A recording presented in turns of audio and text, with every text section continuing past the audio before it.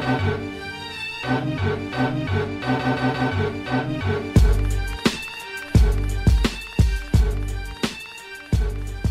the pep in your step and the glide in your stride like Clyde Drexler. This is East Side. Oh, here goes. And welcome to the 28th episode of Throwback Hoops. Woody V is in the house. Please do follow our video show on YouTube. And to all our audio listeners, Spotify, iTunes, Audible, wherever you listen to your podcast, please do subscribe to our show and give us a rating. We'd really appreciate that. You would have just heard me spit some bars from Coolio's 1997 record One Mo, featuring the 40 Thieves from the My Soul album, where he name drops Clyde Drexler. And as always, I'm joined by my main man, Robbie Clayton. How you doing, fam? What's up, Woods? Going good, mate. Always good to hear Coolio. Probably not one of my favourite albums, the My Soul one there, but it's Coolio, so it's still a classic. But yeah, looking forward to do another show. Yeah, for sure. Clyde Drexler's name is dropped in a lot of hip-hop songs. You would have heard Jay West in Bang This drop his name as well, one of our guys. So true. I think it rhymes well with other words as well, like the whole Clyde Drexler bit. But no, I like it, man. Definitely. Thanks, Robbie. Always good to have you, man. And today we've got a very special guest on the show. Hailing from the central coast of New South Wales, over the last 2 decades, she has been involved in the grassroots of basketball. She spent time in the WNBL as a player, had some terrific moments both as a coach and as a player. She's a huge ambassador for the women's game and is the co-host of the Shooting the Breeze podcast. Affectionately referred to as Squin, Jacinta Govind is in the house. Pleasure to have you on Throwback Hoops, sister. Yeah, absolute pleasure to be here. Thank you so much for that really cool intro as well. And I love doing a cross collaboration between some Aussie basketball podcasts. So thanks for having me. Thanks for being here, Jacinta. And you know, when you come on Throwback Hoops, you got to rock a jersey. And for all our video watchers watching the show, you can see that you got a whole collaboration there. So why don't you tell us a little bit about the one you're wearing and about the ones behind you? Yeah. Yeah, so this one, I'll just quickly stand up. This is a Central Coast Crusaders jersey from 2000 and, I should know this, 19, I'm going to say. 2000, no, maybe 18. It was 2018. Crusaders jersey, old Waratah League symbol you got there. And it's a special pink jersey, number 13. And in the back, it will say, I won't show the back, but in the back it says Casper underneath, because this is a pink jersey for our breast cancer round, and about 6 months before we had this special breast cancer round down at one of our home games, someone who was very close to me and very close to a lot of people at a basketball club. Actually, she was one of my greatest friends growing up playing basketball together. She was someone who would just speak my same language. Like, I don't think I've met anyone, even my family members, who got me as well as this person got me, and her name was Casper. So she was definitely one of my best friends in life. And unfortunately, 6 months before we had this pink round down at one of our home games, she passed away from breast cancer. So this was my first year back playing semi-pro. It was the first year, it was the 6 months after I lost one of my best friends, and the first time that our club had done a pink round. So this jersey is from a very significant time of my playing career and of my life in general, I would say, without exaggeration. Yeah, and it's amazing, Jacinta, that you're able to wear the jersey today and talk a little bit about how much it meant to you and the meaning behind it, because, we come on here, we talk about how much this player means to us because we idolized them growing up or whatever, but it's a deeper meaning for you, so that's amazing, and kudos to you. Thanks. Oh, and I also have to mention, I grew up playing in number 7, so you'll notice that this jersey's 13. So when I decided to return to play in Waratah, I chose to wear 13 because that was Carly's number as well. So that's why I've changed. Terrific, Jacinta. Really appreciate you telling that story. RC, my man, you got the double jerseys as always, right? Double jerseys. I like to do it when I can. So the double Jerry Stackhouse today, Woods. Probably a name we haven't heard for a while. Hey, Robbie, you should have worn it on the show last week when I dropped his name in that rap, man. Yeah, I know. That would have been good timing, actually, for that. But sorry, I only thought about it this week. But good. As you can see, the one hanging is a pretty random. We mentioned last week the white home champion jerseys are normally the pretty random ones. And it's the very strange-looking Detroit Pistons jersey there, which I don't think they wore that jersey for too long there. It's I like the colours. The logo's a bit random, but anyway, the colours look good, but I'll stand up and just show you the one I'm wearing and you can talk us through it, Woods. Yep, so for all our audio listeners that can't see, Robbie's wearing a Philly number 42 Jerry Stack jersey. High flyer Jerry Stack.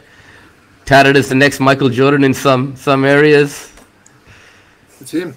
Nice, man. My daughter had great fun trying to say his name today as well, Stackhouse. So anyway, so look, yeah, pick Jerry Stackhouse. He's someone I always really liked sort of watching in the NBA. He played 18 seasons after getting drafted by Philly at pick 3 in the 95 draft out of North Carolina.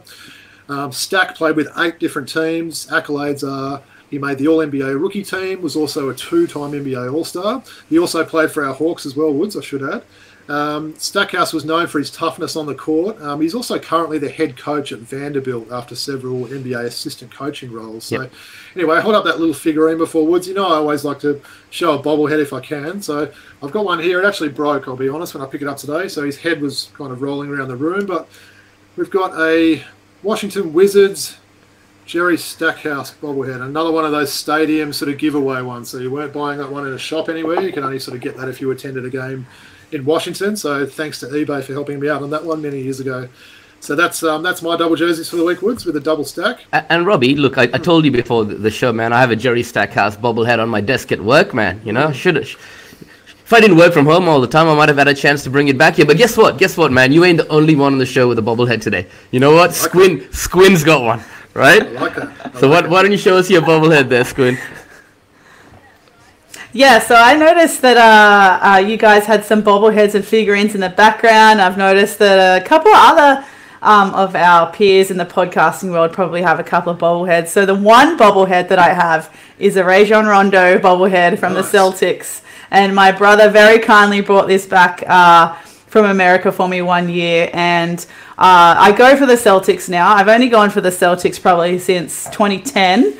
And that was purely because I got to see them play at Boston Gardens in 2010 against the Milwaukee Bucks, featuring Andrew Bogut as a young Buck himself.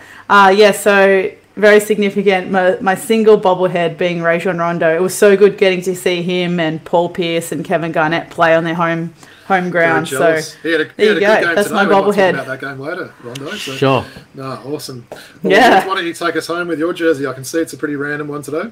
Yeah, sure. I'll just stand up, and why don't you take the audience through it, Robbie? All right, so Woody's standing up wearing an old school OKC Thunder number 37 Derek Fisher jersey. So we were just saying before we started recording, 37, pretty random NBA number. I think there's been eight or nine people in NBA history that have worn that. Meta World Peace is probably, and Nick Van Exel, other ones that come to mind. But yeah, Woods, I know you've got a big love for D Fish there, so why don't you tell us a little bit about Firstly, everyone, he's just showing off, man. He looked that shit up before this episode, man. He's not he's just not spitting these numbers off the top of his head. Although you do a lot of the time, man. I had a lot of respect for D Fish. He was a consummate professional. Part of the 96 draft, one of the great drafts. On the spot, Robbie, give me a few other picks from that great draft. 96. I always get mixed up in time now. That's the Kobe draft, right? Yeah, 96. Man. Iverson, Allen, yeah, Kobe. Yeah, of course. Peja, Steve Nash, all those guys.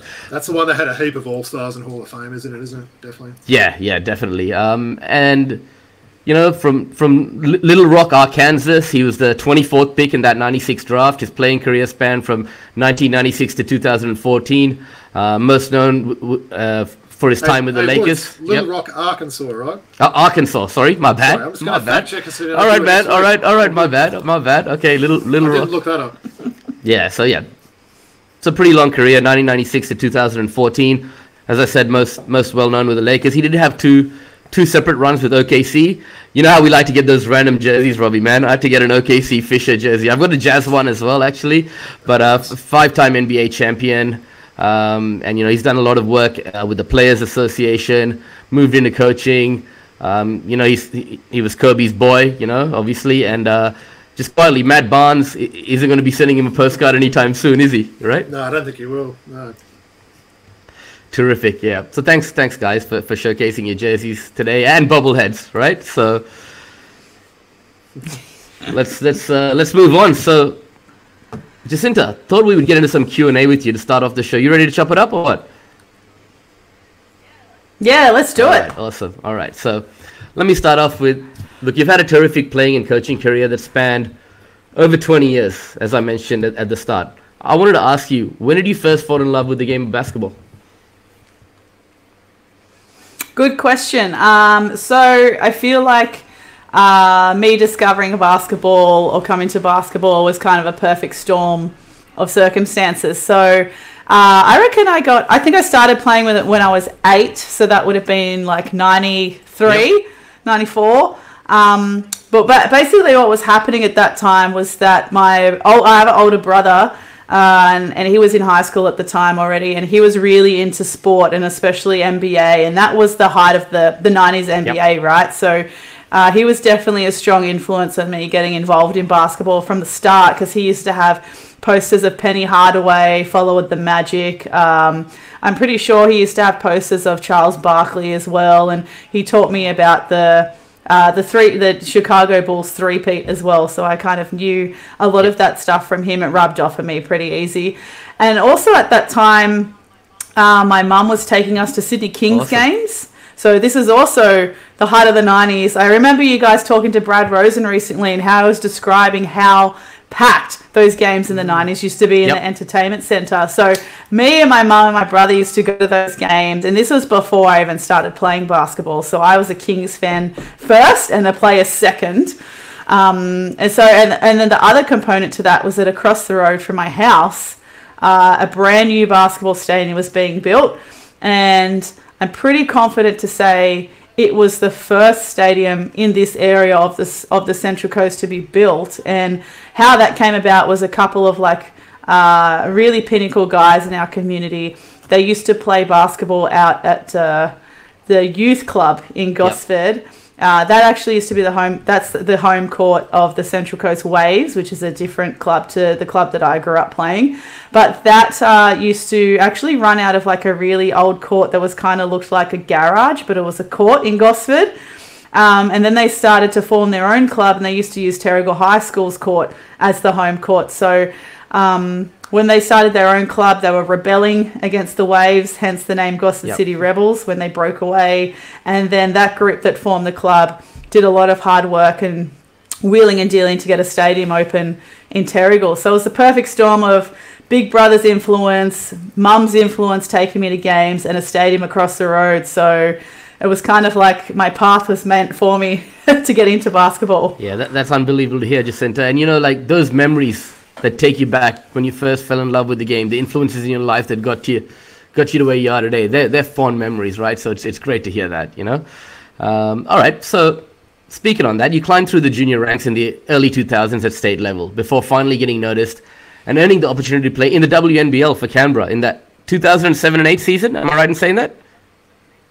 Yeah, 100%, 100%. I've got the singlet, got my training singlet here behind me. I knew. I was just double checking, right? So, what are your memories of that process and the hard work that got you there? How much did that mean to you? Yeah. Oh, it was, I mean, since I started playing reps, my goal was always to play in the WNBL. So I started playing reps in the late 90s in under 12s, and this is the talkiest story ever. I don't know if I've actually told anyone this story, but when I was in year 7, first woodwork class, you've got to make a pencil box. And on the lid of my pencil box, I actually put like the AIS symbol on it because I wanted to go to the AIS so badly since I was like 12 years old. So playing at that elite level was the goal, like since the start I playing reps. So I think like when I kind of look at it, I think I was always training to get to that point. Even when I was really young, playing 12s, 14s, 16s, the ultimate goal was always to play WNBL. So the hard work that kind of went into it, there was lots of sacrificing as a teenager, sacrificing going to, going to parties or just having the freedom to do whatever on a weekend, because it was always taken up with going and traveling for rep games or state camps or things like that. And I think we were really lucky at our school that a bunch of us from the same rep team went to the same school, and we were successful for the school. So we got out of school sport and we can go do our shooting training every Tuesday instead. So we never really got to do school sport. But yeah, and also like I remember in year 12, that was pretty full on because every weekend, if I didn't have reps, I had what was called ITC program, which was like a elite scholarship program in New South Wales. It's now called SPP. And then I had a state camp, so I was living out of a suitcase in year 11 and 12. But I think in the end, it was all kind of worth it because I got to where I wanted to get, and it probably, when I got there, it probably wasn't the ideal circumstances of when I finally got there. Yep. Having to move, I mean, I kind of had to move to Canberra as well because my age group across the nation, and particularly in my state, was very competitive. I still have coaches from back then saying to get notice I had to kind of break away and go on my own. So I actually moved here in 2004 while still playing state league for my local club here in Terrigal, just so I could cut my own cloth a little bit and be closer to a WNBL club because I knew I wasn't really going to make it in New South Wales. But yeah, then the hard work continued. So I juggled uni in Canberra, juggled playing ABA for the Canberra Nationals, still putting in extra work in the gym, you know, like in the gym and on-court gym. And that had its ups and downs as well. And I just happened to get noticed at the right time by Carrie Graff. Jacinta, all the hard work paid off, and getting noticed by someone like Harry Graff, you reap the benefits of that hard work. So congratulations on that. Now, I just want to move on. You've spoken about your greatest moments in the game. 1, winning a silver medal with New South Wales country at the Under-16s Nationals, and 2, winning a bronze medal at Club Nationals with the Gosford City Rebels in Dandenong when you were in the Under-18s. Please tell us why these 2 achievements meant so much to you. Yeah, so I really like that you've gone deep diving for those facts, Woody, so well done.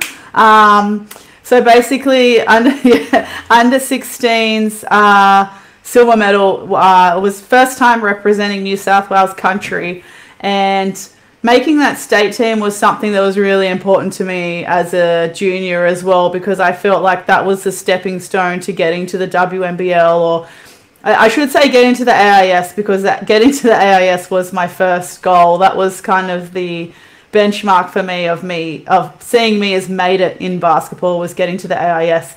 And I didn't get there, but I made the WNBL anyway, so, you know, it kind of worked out. But yeah, I felt like making the state team was a stepping stone, and I think growing up as a junior, when my mum also used to take us to go and watch a lot of national tournaments. When we could, like she took us to an under-18s tournament in Canberra, a couple of friends. Oh, and then when I was about 12 or 13, my home club at Terrigal actually hosted the under-16s nationals, where the New South Wales country teams made the grand final. And people in the women's team was like Jess Marnie, Ellie Hammond, who went on to be Shelley Burston, who's married to Matt Burston. And so me as a kid, seeing them represent New South Wales country, and playing at such a high level, making a grand final, and the atmosphere that created at my home club, that kind of left a mark on me. So I think that's also why it was really important for me to make the state team. So that was one part of making the team. But the other part of making that particular team is that, like I said, we were super talented in that generation. So my generation includes people like Renee Camino, now Garlop, Michaela Domkins, Rach Herrick, Melissa Smith, who ended up playing for the Flames and in Perth, and also Jenna O'Hay was a year younger, Kath McLeod. So we were star-studded. But our particular group of friends, we just got along like perfectly. So we had a really good mix of girls in our team. Everyone got along. Everyone was competitive and supportive, and it was a very safe space as a teenager to be yourself. And to this day, we're actually still really close friends. One of our things that we did at Nationals was we actually ended up staying in a boarding school in Brisbane, and we named our minivan that we had to get to and from games and training at the Nationals after something to do with the school, and that's the name of our group chat now. So we're all still in a group chat with the same name, so it's just left an imprint on us. So we're still the best of friends. We still hang out all the time, and I think the fact that we won silver, especially because I don't think anyone expected us to do that well. We lost City Country by like 40 points. Then we ended up beating Metro in the semi-final to make the grand final. We beat them by 20. So sorry, Metro. And yeah, so it was just we were kind of like underdogs, not expecting to do well. Everyone loved each other in the team, and then to get silver, I think that was definitely why it was the perfect combination again of successes. And Squin, we're going to get into it a little bit later. We're going to talk a bit more about how good team sports and basketball is for building friendships on and off the floor. So to hear that, that's amazing. And just to tell you, Robbie's actually showcased a Matt Burston jersey on this show, right? The only guy with a Matt Burston jersey in the country, but Robbie's got one. So. Yeah. Huckleberry's hands. Yeah. Amazing. Oh, and I he was really underrated. You always got a roster.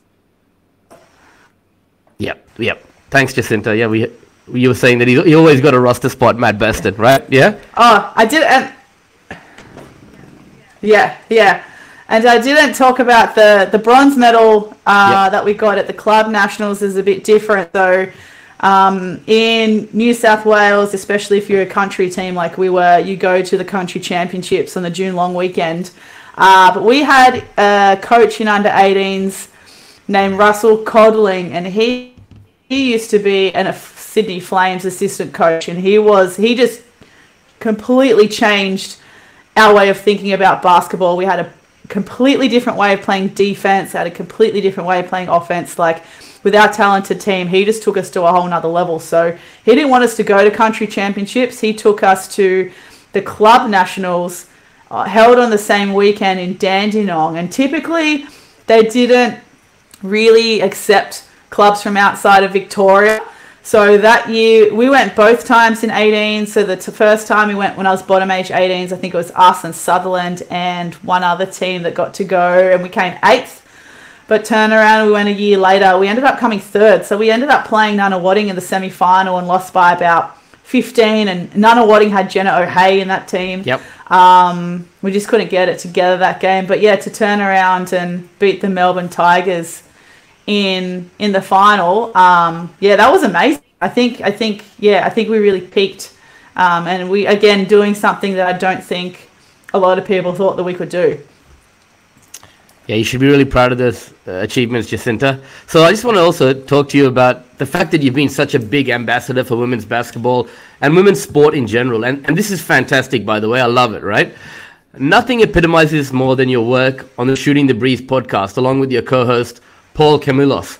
Now, you've recorded nearly 70 episodes of the show. How did the idea come about? And how's that experience been, getting the word out there? Yeah, so truth be told, Paul and his wife Mary started the podcast a little while ago, and I've jumped on since the Olympics year. So, so it was actually Paul and Mary's idea, and that created, and for the purpose of supporting Australian women's basketball. And I actually met Paul and Mary in Dean. She was doing some of the commentating for the online streams for the Sydney Flames games, and said, "Oh, look, do you want to come along?" Because just before that, Rach and I had commentated some of the Waratah grand finals, and I kind of got a taste for it. So Rach is like, "Come and do the Sydney Flames games as well." And I was like, "Why not?" Grew up watching the Sydney Flames play in the WNBL. May as well have a go at commentating, right? So that's where I met Paul and Mary, because they used to put on the live stream. They used to facilitate the broadcast. And then because of COVID, we weren't able to go back to it. The WNBL had a bubble season in 2020. And then Paul just called me out of the blue around the time of the Olympics and said, "Hey, we got a podcast. Would you like to jump on a couple of episodes and talk about the Opals at the Olympics?" And I was like, "Yeah, no worries." And me thinking this will be heaps of fun. Paul and Mary will listen, so it doesn't matter. And then I just got to stick around, and they very kindly made me as their host.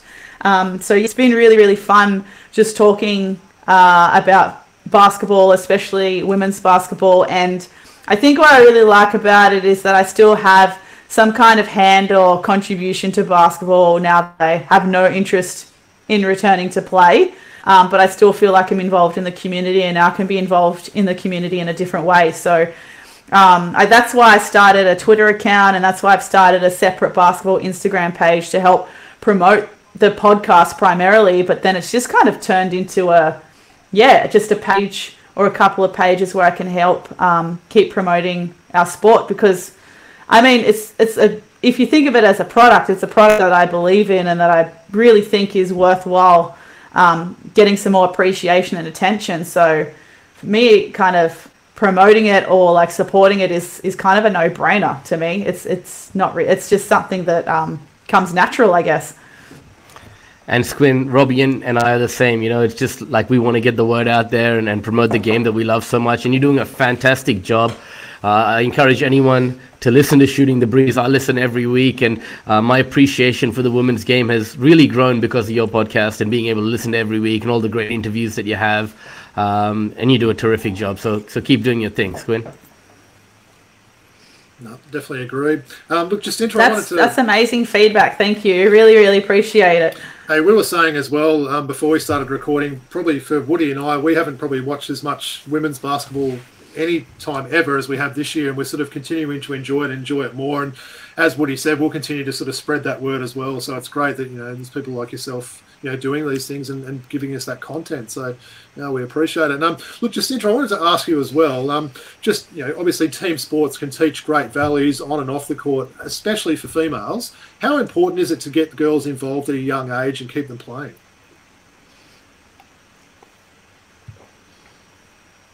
Yeah, to me, I feel like it's super important because you don't really realise at the time, junior, and you're in the thick of playing and you're in the thick of the routine of games and trainings. When you're kind of in the thick of it and in the community, I don't think you really recognize or appreciate how many other benefits you're getting out of being involved in a sport. Like, I feel like, I guess sport in general, especially for young girls and young women, can be such a powerful vehicle for other things other than just like playing a sport and winning games and being good at something.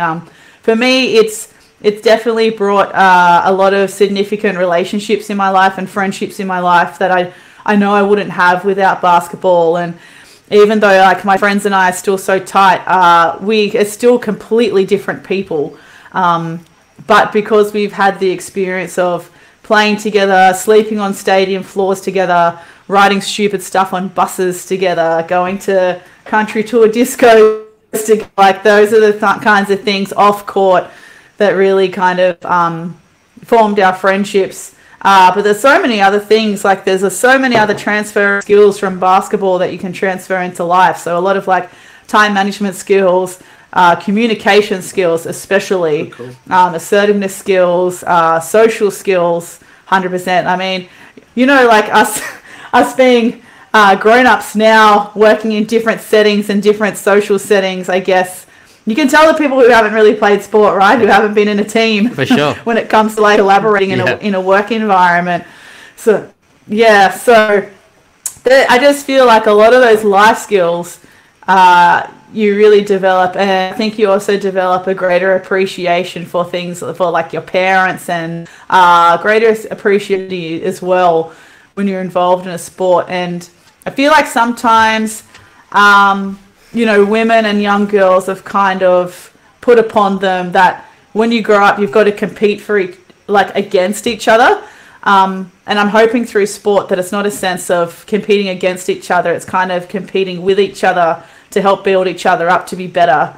And hopefully that can translate from the court and from a team environment into their adult life as well, because yeah, this kind of unconscious bias of like the only thing women need to aspire to is making sure that they marry well and that they have a house and that they have this textbook lifestyle of having kids and stuff. Like it doesn't need to be like that. And I feel like sports can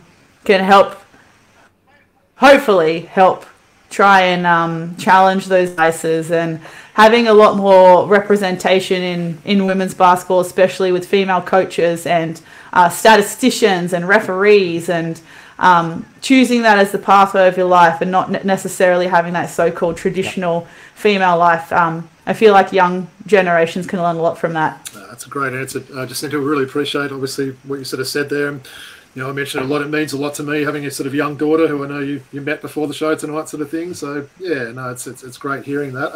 Wanted to, I guess, sort of a little bit sort of different from that, but something that's coming up later on this year. I know we're all kind of excited about that, but the Women's World Cup just into starting late this year, I think, believe in September. How crucial is it that we as a nation get out there and support this tournament on our home soil? Oh, super important. Because, I mean, us as basketball fans, to have a World Cup in your backyard, it's like having your own personal Olympics. Like, why wouldn't you want to go? So it's super important, I think. Yeah, like it's a no-brainer. And I understand as well from the outside, anything branded with World Cup comes with expense. But I've already bought some tickets, and I can say that there is a wide variety of price range of tickets for people. And it is in the school holidays intentionally, so it will give families and young people opportunity to go and see a lot of quality basketball. But I mean, the first big importance for me of having a World Cup is just so we can showcase how good Australian basketball is. I know that the Opals have automatically qualified, but it's a good opportunity for grassroots basketball, club basketball to get involved and kind of like have a really timely reminder that we're really flipping good at basketball on the world stage, and we kind of need to appreciate it and celebrate it a lot more. And more so being the Women's World Cup, again, about that representation of like, this is your pathway. If you aspire to be a basketball player, come and watch the Opals play. Come and see the intensity and the passion that goes into representing your country, the talent that it takes. And so girls can know that that's something that you can aspire and work towards. And just a reminder as well that our Australian Opals historically are very, very successful. So the last FIBA World Cup we came second in Spain, and the World Cup before that we came third, and the World Cup before that we came fifth, and the World Cup before that we won. So it was really interesting, especially when we had the Olympics last year. The Opals really copped a flogging from the fans for underperforming, and then great that the Boomers won a bronze medal, but one of my male friends was like, oh, I can't believe we've got an Olympic medal in basketball. And I was like, in men's basketball, let's make that clear, considering that the Opals have already won Olympic medals and FIBA World Cup medals. So I think putting the Opals on centre stage is a reminder of, the Opals are really, really, really good, guys. Like, I think we should probably go and pay them a bit more attention, and just a reminder of how successful that program is, and probably a reminder as well of like the legacy that the Opals have, the Opals program kind of stands. So you've got people like Robin Ma, Michelle Timms, Trish Fallon, Michelle Brogan, Rachel Spawn, who else? Sandy Brondello. Even the coaches from back in the day. They really set a standard with, I think there's 7 non-negotiables, as Timsy would call it, one of them being handling adversity. And don't ask me what the other 6 are. I think defense is one of them. But that legacy is continued, and those non-negotiables are continued through the program now. I think to pay homage to the Opals of the past as well, to have it on your home court is really important as well. Awesome. Hey, Woody, let's get some tickets for that soon, yeah? Yeah, for sure, man. And like as Quinn said, like, after everything that happened at the Olympics, these girls are going to be hungry, man, to have this World Cup at home, and they got a point to prove, right? So yeah, looking forward to it, and hopefully, Jacinta, we can catch up with you at one of the games, yeah. Yeah, it's the redemption, and you can get tickets for like a whole day. You can get double header tickets. Like it's on. You got to get there. Yeah, I think we can take our parents out as well, Robbie. So that'll be nice. Okay, so Squin, I wanted to ask you this, right? And I love your nickname, Squin, by the way, right? And I just stopped calling you Jacinta. It's just been Squin this whole show, right? You noticed that, right? So I'm done with Jacinta. It's just going to be Squin. But I love that nickname, right? And there's a whole story behind it. I know you told me about this offline, but why don't you fill the audience in? How did Squin come about, right? Yeah, and I'm very comfortable where we are with Squin just being like the replacement for my full name. So thank you for that. Props to you for integrating that so seamlessly. Unfortunately, I don't feel like it's a very interesting story. But it was when I was about 9 years old, and we went to a family friend's house for like a barbecue, whatever. And their older brother figure in the other family we were visiting started calling me Jasquinta. And so Jasquinta, you know, putting squint or Squin in the middle of my regular name. And then it just got shortened. I don't know why he started calling me Jasquinta. Maybe I was particularly more squinty that day than I normally am. I have no idea. No idea where how he came up with that. But then it just got shortened to Squin. And that kind of stuck for a while. But I think since then I've had lots of variations of the name. So Squin's kind of like the base, the foundation of the nickname, and then people have started to like add on their own variations. So look, I'm welcome to any other new variations of the nickname as well. So homegirl, don't leave us hanging, man. Give us some of those variations, man. Tell us.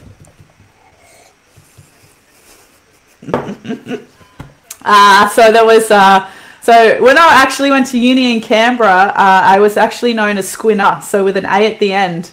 So most people in that period of my life who I went to uni with in Canberra and played with in Canberra would know me as Squinner more than Squin. There was also Squinny, Squin Head, Squin Fringe, Squin Face. Just, you know, stupid, ridiculous nicknames like that. Squinage. I think that's all I can remember for now. But they're all just, you know, ridiculous. It's typical Australian abbreviation or addition of things. Definitely better than Burnsy or White Rob, right? Right, Robbie? True. No, I love it, Squin. All right. Look, I know you got a lot of interest outside of the game of basketball, and we had Prabhu on our show last week, right? And we spoke about the influence of music on basketball and basketball on music. I've heard through the grapevine you've also done some work in the music industry, even doing some writing and things like that. So I'd love to hear a little bit more about that, because it's good to know you got interest outside of the game. Yeah, another deep dive, Woody. Like, props to you again. This is like a whole other part of my life that I sometimes reflect upon, but sometimes forget about too. So look, if I didn't have people around for these periods of my life, I've had such a very varied life already. I think people would probably think I was making it up, but yeah, no. So I when I left Canberra, I wanted to work in the music industries and agencies in Sydney.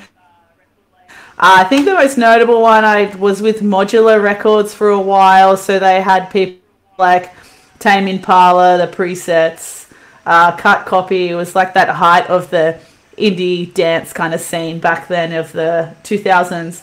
And then I also worked for Music Feed, so when you said I used to get into some writing, keep in mind I'm not a journalist either. Like, I didn't study journalism or sports media or anything. It was just something that I kind of picked up and used as an excuse to talk to bands that I really liked, just because I was so obsessed with music back then and being a really like elite indie kid. I also used to do campus radio when I lived in Canberra, also a good excuse to talk to bands that I really liked. But I did some work for Music Feed, so I got to interview people like Grimes. Actually, I got to interview Chuck D over the phone. Public Enemy, baby. Yeah. So really funny basketball related story. He was a tough nut to crack, but I tried to talk to him about basketball. He asked me who I followed, and I said, I follow the Celtics. And I said, but when I was a kid, I was just kind of like all like wrapped up in all things New York. So I used to go for the Knicks. And he's like, how can you go and do that? And I was like, what do you mean? And he's like, how can you just go and switch teams like that from the Knicks to the Celtics? And I was like, oh my God, now I've annoyed Chuck D. What am I going to do? This is like the low of my music journalism career. But yeah, so I got to go to Splendor and stuff. And then I also used to work at music festivals too. So doing some PR, doing some... I even worked on the green team at a festival doing all of the garbage stuff because it just meant I got paid to work at a festival and I can go and see whatever bands I wanted to see. I got to see some stuff side of stage. So, yeah, that was a really cool period of my life, actually. Yeah, that's amazing. And as I said, having those interests outside of the game is just unreal. We were even talking offline the other day, and you were saying, Woody, man, we got to do this podcast on a Wednesday night because I got acting on Thursdays, right? So tell us a little bit more about that. You're doing a little bit of some drama of some sort. What's going on there? Yeah, that's right. We did too. I always forget half of the random conversations I have with people. So yeah, good pickup. So when I retired from playing in 2020, I've always wanted to have a crack at like acting or theatre or something. And for the longest time, I just didn't have the courage to try and to start. And I didn't have like the know-how of how to get into it locally or like, it's something I've never done before. I didn't do drama at school. I was really quite shy and self-conscious as a teenager. So there was no way I was getting up to do drama at high school. Like, are you serious? So a good friend of mine, he has been doing drama and local theatre for a long time. It was like his basketball. So he was kind of my in. And there was a stage read that kind of came up. So I messaged him and said, look, is this something that would be good for me as a beginner for like my first time trying? And he's like, yeah, totally. That would be like perfect for your first show. So I did that at the end of 2020. And then I met some people from that show who were going to direct another play the next year. And I said, oh, look, are there any small parts for me as a beginner I could do? And they said, not really, but just come to the audition anyway and just see how you go because, you might just learn how the audition process works and what to expect and stuff like that. So I went to this audition. I went straight from coaching at Central Coast Academy, so my full coaching gear, with my polo shirt, which is a cliche, coach's outfit, to this audition, looking a bit like an idiot. And on the inside, I was packing it. Like, I was so nervous because I just felt completely out of my comfort zone. Ended up doing quite well and got cast as a 19-year-old. So that was a bit of a confidence boost. But yeah, ever since then, I did that play last year. I was supposed to be in 2 things last year, but because COVID delayed one, the second production got delayed to this year. So that's what I'm rehearsing now. But yeah, it's really, really interesting, like being able to play a different character, having to be really present in the moment to make your interaction and your reaction to the other person really authentic. And it's really odd in a sense that I feel like a completely different person to what I am or was in the basketball community to what I am in the theatre community. I feel like 2 different people. Yeah, and I think being on your podcast and being on this show and doing these kind of things doesn't hurt you when you're doing the drama stuff as well. That would have helped you. So congratulations. Keep doing your thing. We wish you nothing but the best. I want to ask you, what does the future hold for Jacinta Govind? What's going to happen in the next year or two? Where do you see everything going in life? Oh man, that's a big question because I guess in the 2 years, I've taken on the podcast, which has been amazing. I'm really grateful that in the year that almost a year, I've been involved with the podcast and found our little niche community, including both of you online, and other alternative media outlets. So that's been really, really cool. And I didn't really think that would perhaps pose some potential opportunities to do more broadcasting or podcasts or collaborations or something. So to be honest, I'd actually really like to explore any of those options that pop up, whether it be like a web series or some other kind of gig. I don't know anything. If someone's listening, I'm open to ideas, but So I kind of like to explore that a little bit more, and I think I kind of want to see how far I can go with the acting thing. Like, I've kind of set myself a really random 5-year goal with that kind of performing arts thing, so I'd like to try and work towards to get there. I think the only drawback is that between adult life and adult work, which we need to do all the fun things, unfortunately, I think the pressure would be time to do all those things. So ideally, I'd like to explore how far I can go with this kind of Australian women's basketball broadcasting space, and see how far I can go with doing some amateur performing arts stuff. And work will be work. That's a great answer, Squin. I know it's a difficult question to come back to me with, but you answered it very well. So let's move on. It's a pretty good segue. I want to do some quick hits, guys, right? And I want to talk a little bit about NBL 1, the NBA play-in games that were on today, and also the WNBL Grand Final. But I thought, while we're talking about this topic, right, we talked offline about you and Robbie potentially commentating an NBL 1 game together. So let's just start off with that. Maybe I'll throw over to you, Robbie, right? Talk to me a little bit about the NBL 1, your experience commentating for the first time on national TV, and how that all was. Yeah, it was great. So obviously made my debut last week. We had Manly Warringah Seagulls coming to town to play the Hills Hornets. So it was great. I really enjoyed sort of doing both games. The girls were, a little bit down. They had a few people out of that game and they lost, but the men had a really great sort of win, which really boosted their confidence after a couple of close losses. But yeah, really enjoyed the experience. Hopefully I'll get a little bit better each time and sort of, continue to learn some more player names or anything. But at the end of the day, it's basketball and something that I have, a passion for and have just for so long now. So calling the part of the game is kind of easy, but it's just sort of learning players and other stuff. That's the hard bit. But no, I had a great time, Woods, and appreciate you coming down and supporting my debut as well. For sure, man. And yeah, so WNBL, maybe we'll just move on to that quickly, Jacinta. Big 3-game series. You want to speak a little bit on that and how you thought it all played out?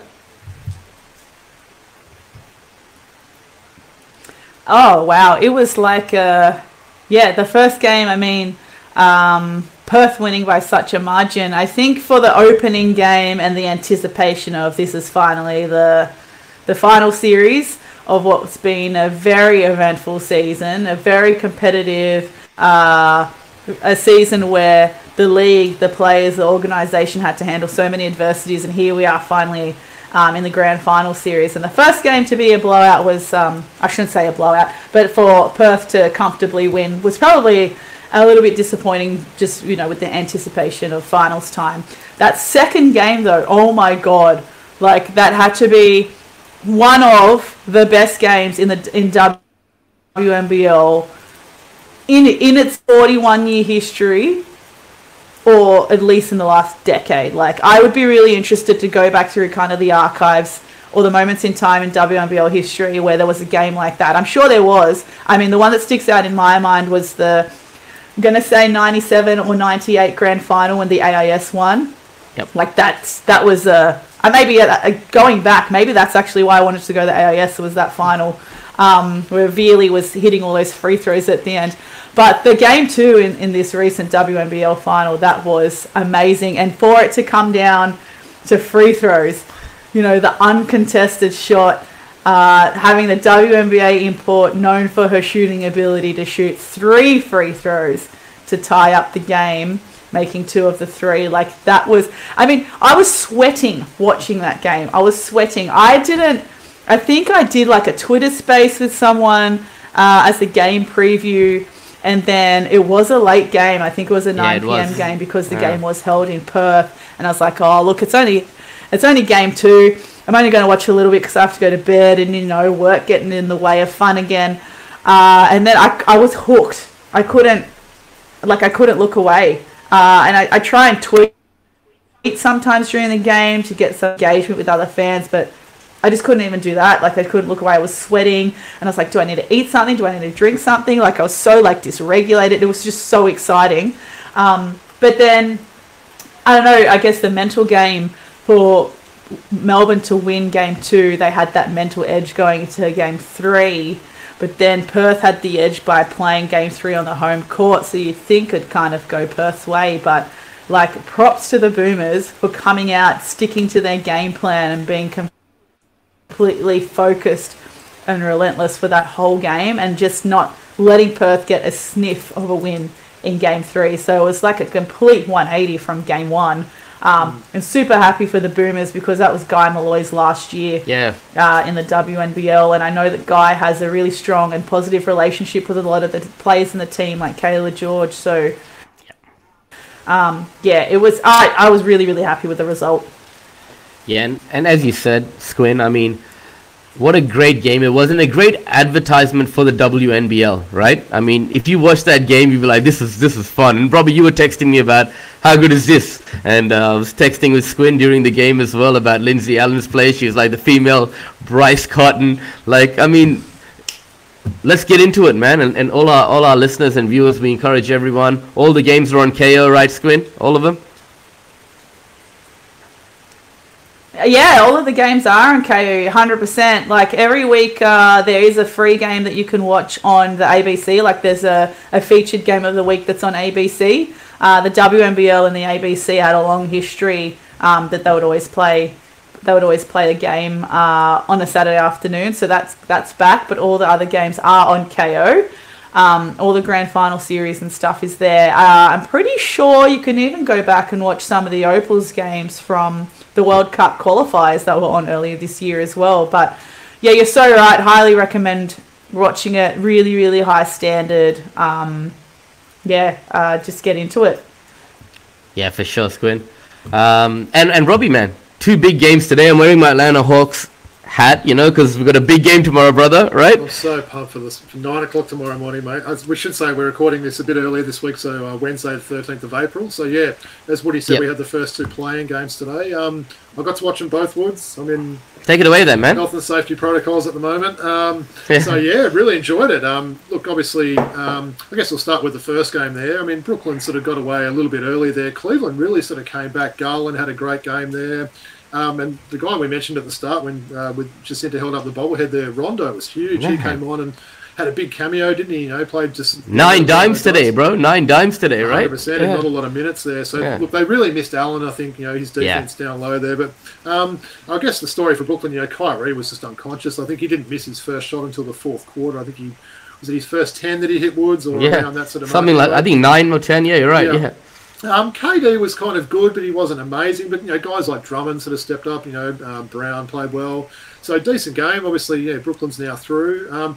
The other game was very interesting, wasn't it? So, I think the Clippers will be kicking themselves a little bit there. They shat the bed today, man. They did. I mean, the Big Cat had an absolute shocker. Some pretty poor coaching at times there, leaving him in at crucial times when he was at risk of picking up that next foul, which he did on a few occasions. But, you know, guys like Anthony Edwards was huge. Patrick Beverley was just hilarious. He was just cracking me up the whole game. And the Clippers were they were being Clippers, weren't they, with some of their stuff, just some bad Reggie Jackson stuff. Morris was sort of up and down all game sort of thing. Paul George, I didn't think had a major impact there, but he had a big third quarter, man, right? He did, yeah. But hey, man, I love that passion from Pat Bev. Getting up on the scorer's table, you know, just you know, getting the crowd and throwing off his jersey and all that, man. What'd you think of that, man? What'd you think of that? He's hilarious, isn't he? Right, yeah, he's just got so much energy. Yeah. I mean, unbelievable how excited he was. But no, 2 good games, and look, as we said, some big games tomorrow. I mean, a huge game for our Hawks tomorrow. I mean, this is our game 7 for, you know, pretty much. It's a, you know, a do or die game. Oh, man. Loser goes home, so yeah, absolutely can't wait for that game tomorrow.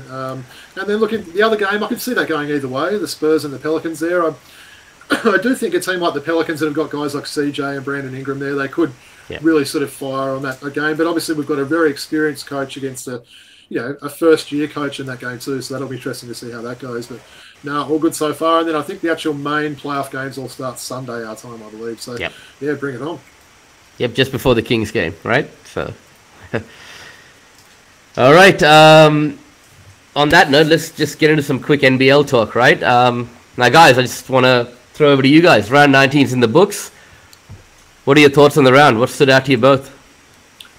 was a long round, firstly, wasn't it? The fact that the round actually finished last night on a Tuesday night in Bendigo, I think it was, of all places. But yeah, it was a pretty solid sort of round. I think the top four definitely seems a bit more settled now, doesn't it? I'm just going to sort of see what damage the Jack Jumpers or South East Melbourne can sort of do with these last couple of rounds there. But no, I thought it was a pretty solid round. I think the Kings showed last night, Woods, they didn't play great, but they still did exactly what they needed to get the win. And 12 in a row, 13 in a row, I always forget now. 13, 12, bro. 12. Yeah. So I think they said it's the second longest biggest streak, I think, for 16 with New Zealand, the Breakers of 2013, man. 2013. So hopefully we can make it 13 tomorrow night, right? Against crosstown rivals, yeah, right? I thought that was a bit rough, actually, although I'm not going to, as you know, I don't think Sydney have had the toughest schedule this year compared to other teams. But yeah, playing on a Tuesday night in Bendigo, then having to go to Wollongong on a Thursday is reasonably tough, but that sort of looms as one of the games of the years tomorrow night, game of the season, so I'm really pumped for that.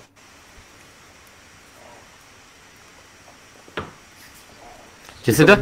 You're missing him, seeing him live. Oh, that looks good. That's a nice hat. It's not that good. Over to you, Jacinta. What are your thoughts on the last round? Anything stood out? Yeah, look, I think I mentioned to you both offline as well that I am sometimes reluctant to talk about the Kings. As I mentioned, I've been a Sydney Kings fan first and a Sydney Flames fan first before I started playing. So the Kings run deep in my veins. So to the point where I'm also pretty convinced that I'm a bit of a jinx when it comes to basketball. And this is based on, because I have had the privilege of being in a lot of grand finals and a lot of like medal matches, and most of the time come second, whether it's playing or coaching. I think I've won one championship that comes to mind. So look, silver is definitely my colour apparently. But so I get a bit reluctant to talk about the Kings, so I don't want to be a jinx. But I feel like we have. I know we're on a 12-game winning streak, but I feel like the next 4, however many games we have left, I hope we get challenged a bit more. I hope we get challenged in different ways, so they are well equipped to handle some adversities come finals time, because I always get a little bit nervous when teams are on a really good hot streak and are probably peaking a little bit too early, because it makes me feel like they might not be prepared for the adversities of finals. So I hope they get some challenges on the road. I think the last round game in Sydney against Hawks is going to be an absolute cracker. So I'm definitely keen to see that one. But pretty much what Rob said in terms of the Southeast Melbourne Phoenix and the Jack Jumpers, I think they're probably going to be the two most interesting teams to watch for the rest of the regular season, because I feel like otherwise the rest of the ladder is pretty clearly divided. Like, I'll be honest, when it comes to a couple of teams in these last couple of rounds, I don't really want to watch the games because I know the outcome. It's a bit predictable. But anything Southeast Melbourne Phoenix and Tasmanian Jack Jumpers are probably going to be the most exciting for the remainder of the round. As Woody makes a mid-show hat change there. Had to, man. We're just getting into the NBL stuff, right? And I love it. I hear what you're saying, Jacinta, man. Playoff basketball is a lot tougher than regular season games. So you want to have that, you want to have tough nuts when it comes to, playoff series. So I hear you. Robbie, over to you, man. I'm just going to bring up the slides for next round 20. Can you see that, guys? It's slowly getting up there. Yeah, all good. So, yeah, look, obviously round 20, another really big round. We've got 8 games across 5 days this week, as we mentioned, sort of starting tomorrow night with 2 games, I believe. The Wildcats will be the second game tomorrow. So, look, we'll just sort of quickly go through each game. It's unusual we're sort of recording before the game start, Woods, which is a good thing there. So, who am I going to pick on first? There can be something here. I might go to Woods. He looks like he's prepared right now to answer my question. So, that big game tomorrow night, Woods, Illawarra against Sydney. Who do you like for that one, bro? Why are you even asking me, man? You know who I like, right? But I tell you what, if we play like we did against New Zealand yesterday, right, we're going to lose, I mean, looking very good, aren't they? I mean, they are. The battle of the imports in this game is going to be amazing. Absolutely. Yeah, definitely. And a guy like Xavier Rathan May stepping up is really, along with Antonius Cleveland and Duop Reed doing his thing, and Tyler Harvey's back, so it's going to be tough, man. But yeah, I think we can get it done. Looking forward to that one. Look, I might take us away with the next one. So we've got my Wildcats playing against Adelaide there. I've got to say, every time I see Adelaide or Brisbane on the schedule now, it's a little bit hard to get excited to watch them. But, you know, hopefully Wildcats will do the business there. Hopefully those Adelaide imports haven't hurt me over these last few weeks and they come out and, you know, perhaps try and prove me wrong there and show that they're not the worst import pairing in the history of the NBL. But look, I'll say Wildcats will do the business in that one and get that. All right, Jacinta, the next one's up to you. So New Zealand and the team we just briefly mentioned before, the Jack Jumpers. Who do you like for that game? Look, I love an underdog in the Breakers, but I think the Jack Jumpers will have that one. And it won't be easy. It will still be, I still think it will be a decent contest between these two. I think the Breakers will still make Jack Jumpers have to work for the win, but I'm going to tip the Jack Jumpers for this one. I think their defense, I think their defense is probably going to be the biggest asset going into this.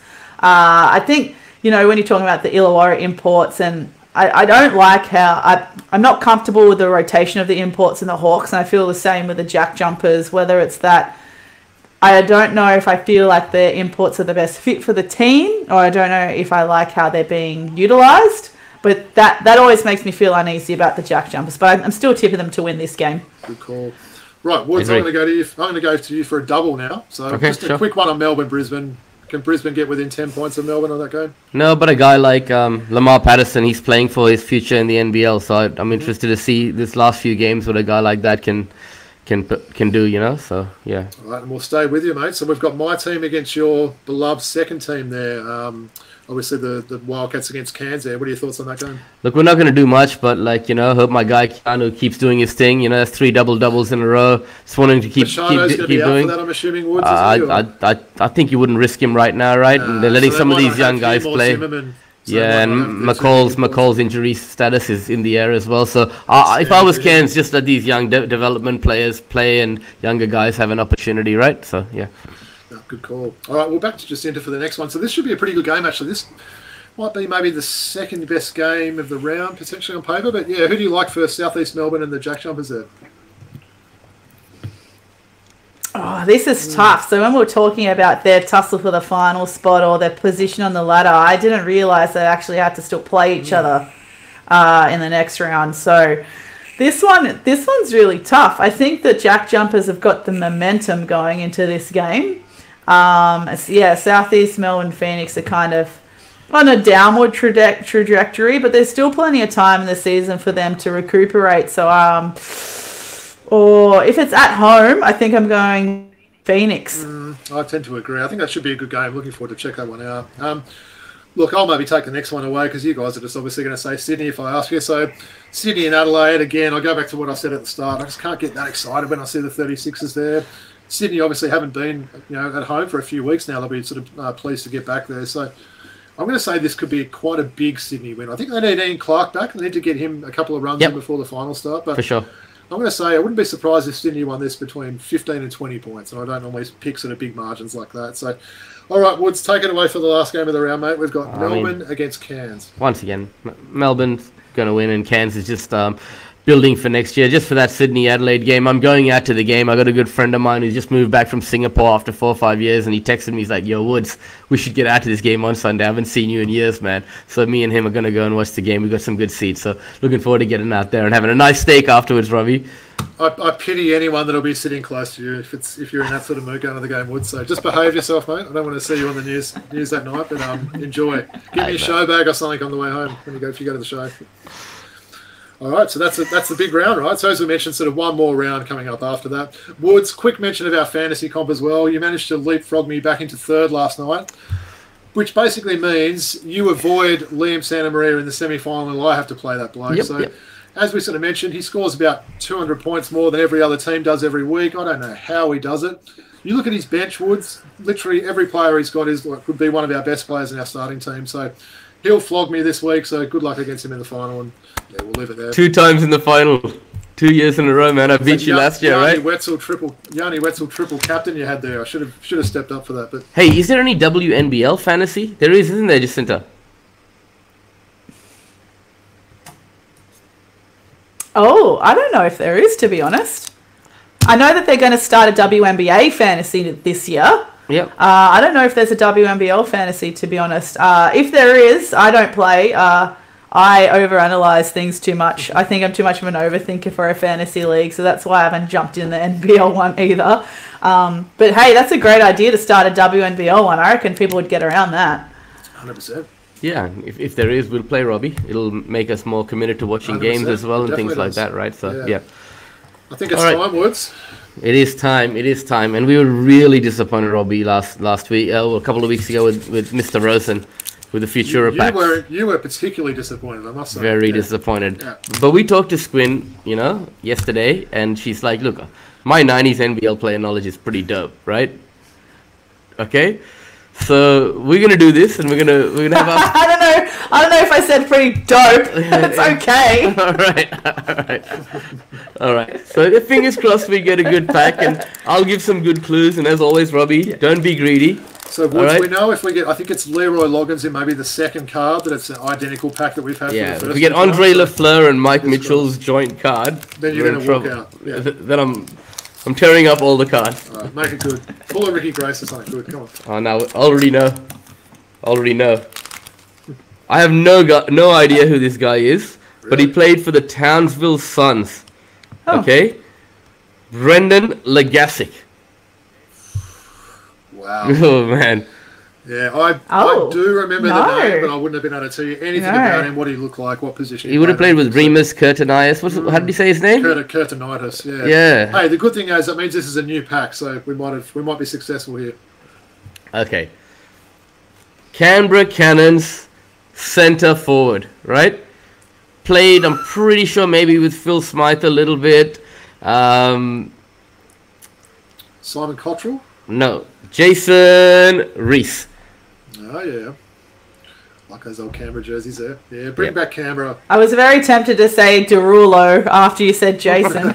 Nice. He would have probably paid that. Okay, absolute legend for the Adelaide. I would have paid that for sure. All right.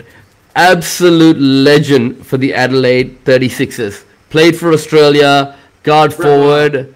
Played alongside Brett Maher. Played alongside Mark Davis. Mark Bradkey. Catalini?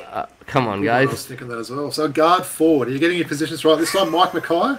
Yeah, Mike Mackay, baby. Nice. I only remember that because he had a good moustache from memory, Wood. So I've got to stick up for those people. So nice. He was a good player. This is terrible, man. None of us know this guy, okay? But at least it's a unique pack, all right? Townsville Suns, Graham Quebec. No, don't remember him. Development player on the Suns. Okay, so development. I wonder how many games actually played. So 2 random Townsville players in this pack. I absolutely love this guy. Yeah. All right? This guy was a Newcastle Falcon. All right, hard-nosed player. You would not want to meet him in a dark alleyway. Grant Kruger. Tony. Love that guy. Oh! He was one of the true NBL tough men. You would not screw with Grant Kruger. He was probably going to swing his elbows and hit. Is that Pat Reedy in front of him in that card? He probably would have swung his elbows and thrown him into... That is Pat Reedy. That is Pat Reedy. That's testing my eyesight too. I just remembered his numbers. You know what I'm like with jersey numbers, Woods? Yeah, impressive. You know I got a Hobart Tassie impressive. Devils David Close jersey. You talk about the great imports to play for the Tassie Devils, Calvin Talford. One of my favourites, wearing my favourite jersey number 2. Calvin Talford, maybe one of the best dunkers ever in the NBL. We've spoken about him before. Woods, just an amazing athlete. He got robbed of that dunk contest win against who?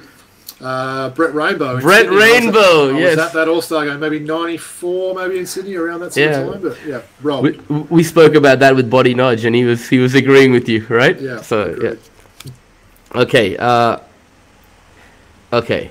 I do not know this guy. Another Canberra Cannon. Maybe you know Squin. Adam Kendrick. Oh yeah, I remember him. Yeah. Yeah. I think he might have played for the Hawks, maybe as well, from memory. Yeah. Me and Squin know Kendrick Lamar, but not Adam Kendrick. Yeah, that's as far as... And Kendrick Perkins. Yeah. That's the only Kendricks I know. Lamar and Perkins. Certainly got a few names we've kind of forgotten about in this pack, though, haven't we, Wood? So, look, Adam Kendrick, he did play for the Hawks there, so pat myself on the back for that one. Yeah. Yep, and... he won a championship with Canberra in 1988 as well. Rachel's coming to the game with me on Sunday, and she said, I'm going to wear my Kendrick Perry jersey. So there's another Kendrick for you, right? Wow, a random one. Okay, 93 final series card. 1-0. Melbourne leads Perth. So I always like putting up a card on the screen when the Wildcats get beaten, Squin. Yeah, you remember this series? Is that a bit of Trevor Torrance guarding the great injury days? Yes, I'm here for that. Yeah. Always happy to see Perth Wildcats getting beaten, Robbie. We've got to let some other teams have a go sometimes, you know how it is. Yeah. Yeah. We've won about a quarter of the championship since the NBL's been going, I think. And this is one for you, Squin. This is a WNBL Opals card, which is awesome having you on the show, right? The International Player of the Year in 1987. Oh my God. Okay, the International Player of the Year in 1987. Ex-player is a stalwart of the Australian program, a highly consistent scoring threat. Ex-player won the WNBL scoring title in last year, which would have been 1994, averaging 18.7 points per game, and was also a member of the All-Star 5. Joined the prestigious 200-game club this season in 94. Who am I speaking of? Have we mentioned her name yet this show, Woods? No, I've never heard of her before today. Okay. 84. No, yeah, I mean, no. She was the International Player of the Year in 87, and in 94, she won the scoring title. In 87. Yeah, in 94, she won the scoring title, and also played her 200th game. I'm out for that one. All right, Samantha. Oh, that's tough to be honest. Samantha Taunton. Interesting. Cool. Oh, okay. I have never heard of her, but yeah. Props though for that resume. And yeah, go Sam. And thanks to Futura for actually giving us a decent pack today. That was good. That was the last one of those packs, wasn't it? Yep.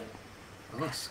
That was interesting. We had some no-name Townsville guys. And an Opals one. So yeah, that's it's fitting good. having Squin on the show. No Wildcats or Kings, unfortunately, in that pack, but you know, at least it wasn't a duplicate pack again. Yeah, no, exactly. So that was fun, guys. Really great shows. It's great having you on, Squin. Did you enjoy yourself?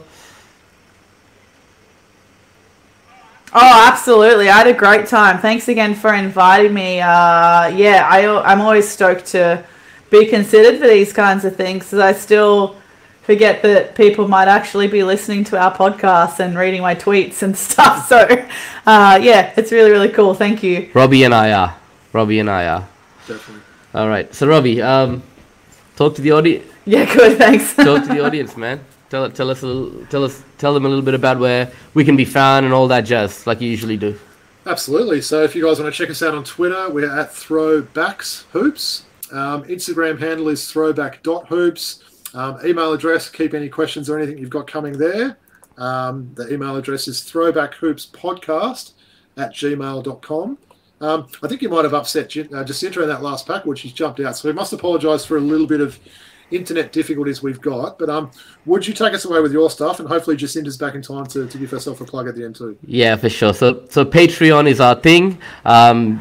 If you want to support our podcast, jump on Patreon and look up Throwback Hoops. And any support you can give us by pledging that, it'd mean a lot to us. And Jacinta, she is back. She is back in time to give herself a plug, man. So talk to our viewers and our audience a little bit about where they can find you, and on Twitter and Instagram, as you mentioned, and your podcast, Shooting the Breeze. Over to you. Oh, yeah, sorry about that brief exit. I clicked the wrong browser window. Yeah, so Shooting the Breeze is on all of your streaming platforms as well. So we're on Apple Podcasts and we're on Spotify as well. Just type in Shooting the Breeze and you'll be able to find us. Also on Twitter, it's @TheBreezePod. I'm pretty sure if you can search Shooting the Breeze, it will come up as well. Similar to Instagram handle, it's @ShootingTheBreeze. And my personal handles, I think, is just my... I think Twitter is S_Squin, because I've created that many Twitter accounts. So I was running out of different handles to use. But you'll see me pop up there. I think I'm either Jacinta Lee or Jacinta Govind or one of them. Similar on Instagram, you can find me at Jacinta_Govind on Instagram as well. Sorry, you're not doing that Twitter thing where you've got a couple of accounts there and you're sort of trolling people or something like that? Is that the reason, or is there another reason for that? No, so Twitter, I wasn't really a fan of Twitter, and so I kept making accounts for random reasons over the years and then not using it and forgetting that I'd already made an account. So this time when I went to make an account, to help cross-promote the podcast, I was like, oh, apparently I've already used these emails and these logins, so I had to come up with something else. I think I've got like 6 different Twitter accounts to my name and the 5 that I've forgotten about. But Twitter has been a learning curve for me, but I think I've successfully found a really healthy niche of people on Twitter, so it's not so bad. Awesome. Yeah, thanks, Jacinta. And yeah, as you said, Twitter was new to me and Robbie as well, but it's just allowed us to connect. And as Robbie alluded to earlier in the show, that community that we have, those friendships and bonds that we've developed through the podcasting community and getting the word out there about the game has been unbelievable. And look forward to hopefully seeing you on the 24th for that game and catching up with you when the Kings take on the Hawks in that final game of the season, right? So... yeah, thanks for being on the show. Any final thoughts from you? Yes, I'll be there, absolutely. Awesome. Any final thoughts, Squint?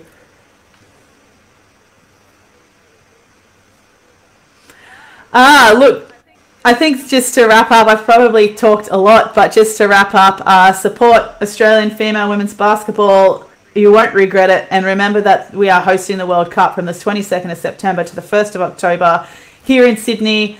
School holidays, get your kids down there. Again, you won't regret it. It's our own Olympics. Let's do it. Definitely. Robbie, final thoughts, brother? Oh, go the Atlanta Hawks tomorrow. I'm so pumped for that game. It's starting in 11 hours and 20 minutes. So, yep, let's do it. And to everyone who listens to the show and tunes in to our show on YouTube, we can't thank you enough for your support. And we're going to do it all again next week. So much love to the team at TBH, yo. Peace. All right. Peace out.